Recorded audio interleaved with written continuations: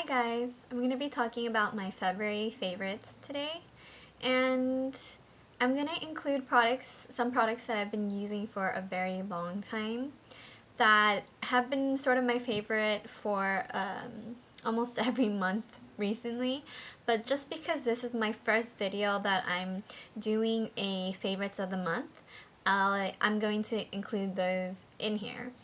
I did a full review on this as well as other face mists, and I really like this a lot.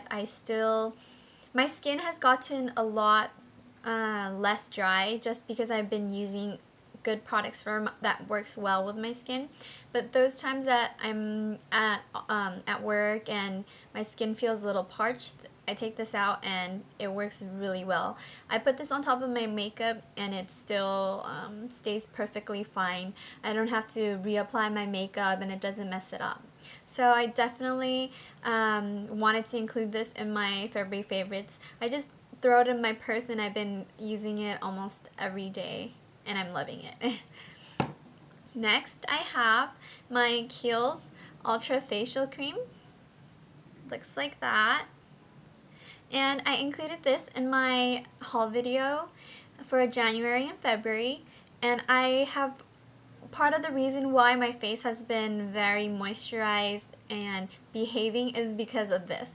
And I definitely would recommend this moisturizer for anyone with dry skin, very dry skin, maybe even normal skin that want that extra bit of moisture. It is a cream, but it has a light consistency, and inside it's just this white cream. You're not going to be able to see it because it blends in with the container. This product is really not that thick compared to other cream products that I've used, but it moisturizes so much better. And because it's fragrance free, it doesn't irritate my sensitive skin, and it's really just been great. I've been using it morning and night. So that's the Kiehl's Ultra Facial Cream once again. Definitely a favorite. Next I have the Lancome Genifique, and I'm sure you guys have seen this before. It's called the Youth Activating Concentrate, and I purchased this a good time ago, maybe I want to say 5 months ago, 6 months max, but I barely got down to right over here. Oops, you're not going to be able to see that. Right over here of the bottle. And I've been using it every day, morning and night. I use this right after my toner and before my moisturizer. And when this was getting really hyped up on YouTube, I did fall into the hype. And I wanted to try this out, so I purchased it and I used it for a good week, and my skin felt very different. So smooth. My moisturizer was being absorbed into my skin a lot better, and it resurfaced my skin so that when I put makeup on, my face looked flawless and my makeup would sit well on my skin without, flaky bits or dry patches. So I would definitely recommend this. And next I have my Garnier Nutritionist Skin Renew Anti-Puff Eye Roller. Looks like that, if you can see what's on there. And this is actually my third, if not my fourth, tube of this. I use this in the morning and I use it at nighttime too, and I love it. I can't say it does wonders for dark circles. Also, I want to point out that every eye cream that I've used, I haven't seen an improvement in my dark circles. So I can't vouch for dark circles, but it is great for getting rid of the puffiness in your eyes. And this is great because it's fragrance free and it doesn't irritate my skin at all. I use it on the top lid right here, and I also go down to the bottom.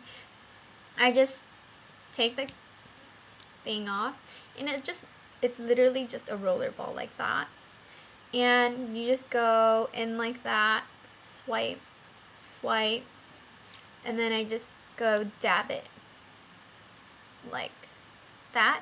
And when you're putting it on, because of the rollerball, I think it's metal, it has this really refreshing and cooling sensation.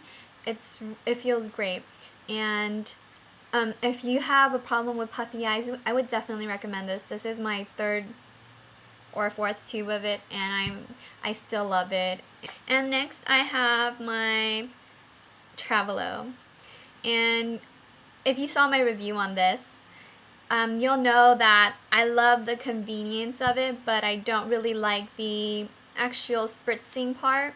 I did mention before in my other video that it's so easy to refill, but when you spray it, it actually disperses very, not a fine mist, but very just droplets of water. And I don't like that because I end up getting just water spots or perfume spots all over. And I don't know if I would repurchase this to use for another perfume just because of that, the lack of it being a fine mist. And I was actually at Sephora today, and I was very surprised and a little disappointed because they sell this at Sephora. Not the Travelo one where it says Travelo on the back, but they actually sell one that looks exactly the same, and it says Sephora across it. And they were sold out of it, so I don't know if they offer it in any other colors, but what they had there as the tester version was this exact same pink one. It looks exactly the same. Same aluminum with the plastic inside, and with the, oops, can you see that? With that sort of mechanism to refill it. Exactly the same. I wouldn't be surprised if it was a Travelo with just Sephora stamped on it. But the reason why I was disappointed was because I bought mine for $18.99, and the Sephora sold it for $15.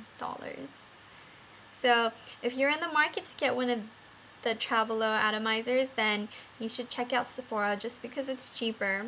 $15 and then plus tax. Okay, my video is getting a little too long, but I'll just go move into my makeup products a little quickly. Okay, so I have 3 lipsticks, which are my favorite for this month. Products that I've been reaching for a lot. And one of them is the Viva Glam Gaga, number 2. And I do have a separate video for this, comparing it to other nude lipsticks.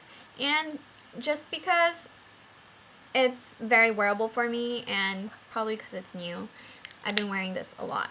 Next, I have Cut a Caper, if you can see it. This is Cut a Caper, and it is a luster finish. It came out in the Tartan Tail collection. It's a more pink coral, and this is honestly the most wearable coral color for me that I ever purchased. So I've been wearing this, I've been keeping this in my purse more than any other lipstick since I bought this. Next, I have the Wonder Woman Marquise D, or Marquis D. Not sure how you pronounce it. Looks like that. And this is a luster finish as well, and it's a very easy to wear pink color, so that's another color I've been wearing this month. I actually purchased a few concealers that I wanted to try out, and I've been wearing it for the past week, and I've actually been enjoying it very much so. So I want to include it in my February favorites, and they are the Bobbi Brown concealers. Looks like that. I have 2 here because one of them is actually a corrector and the other is the concealer. So you might be able to see that it says corrector, and this is in Light Bisque, which is a pink base color, and this one is the creamy concealer in Ivory. And to show you the color differences between the two, in case of that you're wondering what is the difference between these two, as you can see, one is far more peachy than, does that help? One is far more peachy. This one is the concealer, this one is the corrector in Light Bisque. One is peachy, supposed to be worn underneath, and the concealer is supposed to be worn on top. And these are actually pretty heavy consistency. It's creamy, so it's great for the under eye. I've been wearing this for the past week and a half or so, and I just go in with a concealer brush like this, and then I just rub it in the product and then just dab under my eye like that, in the corner right here, and then I just go pat it. You don't ever want to rub anything that's on your eye, just pat it, and then it blends in perfectly. If you find the consistency of the Bobbi Brown concealer a little too thick or hard to blend, so a recommendation is just get your finger and just hold it over the concealer, because the warmth of your finger, the natural warmth of your body will melt it underneath. And then once I don't even have concealer on. Once it melts under your finger, and then you can go and dab it, and that makes it really a lot easier to blend.